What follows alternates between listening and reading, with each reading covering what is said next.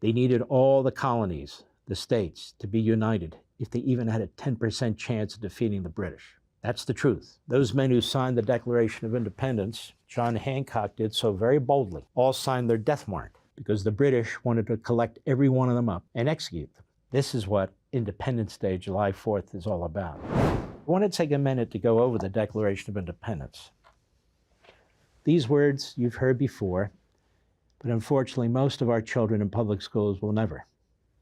When in the course of human events it becomes necessary for one people to dissolve the political bands which have connected them with another, and to assume among the powers of the earth the separate and equal station to which the laws of nature and nature's God entitle them, a decent respect to the opinions of mankind requires that they should declare the causes which impel them to separation. Now, equal station to the laws of nature and nature's God. What does that mean? Through their writings and their pen, why do they keep talking about the laws of nature and nature's God? Because these were men of faith. Not all the same kind of Christian faith, but they were men of faith. There were Roman Catholics, there were Presbyterians, there were Episcopalians, and on and so forth. Jefferson and Franklin, the leftists, said they weren't religious. No, they were men of faith. But they were deists, which means they believed in God, but they didn't believe that God, praying to God, say, God, please do this, this, this, and this, that God is going to say, oh, okay, I'll do this, this, this, and this. But they believed in God. They just had a different view, but they believed in God. They embraced the Judeo-Christian values. They had read the great philosophers. They knew who they were, and the greatest philosopher during the Revolutionary period, the most widely read and embraced, was John Locke. The laws of nature and nature's God, John Locke writes about that as have many. What does that mean? It means your right to live, your right to life, your right to be free doesn't come from any government. It doesn't come from any man or any group of men. It comes from God Almighty. The laws of nature and nature's God. The right to private property, the right to be safe in your home, the laws of nature, nature's God. We hold these truths to be self-evident, that all men are created equal, that they are endowed by their Creator, reference to God again, with certain unalienable rights, that among these are life, liberty, and the pursuit of happiness. Life, liberty, the pursuit of happiness, free will.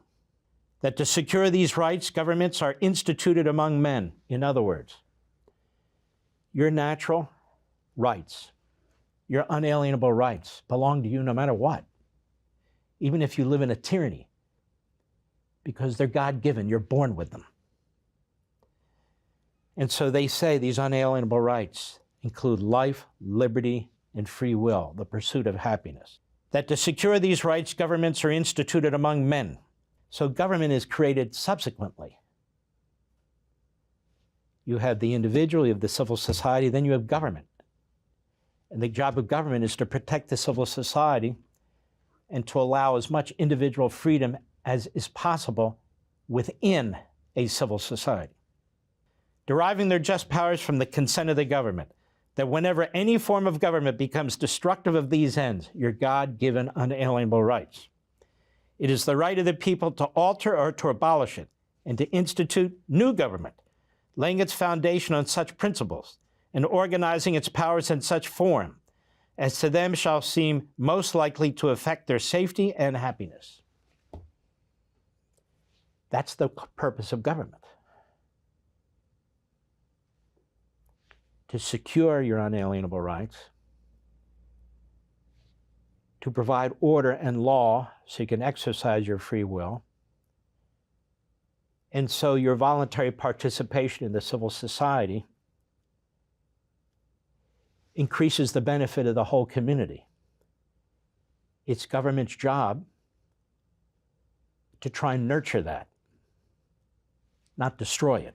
Prudence indeed will dictate that governments long established should not be changed for light and transient causes. We don't rebel at the drop of a hat.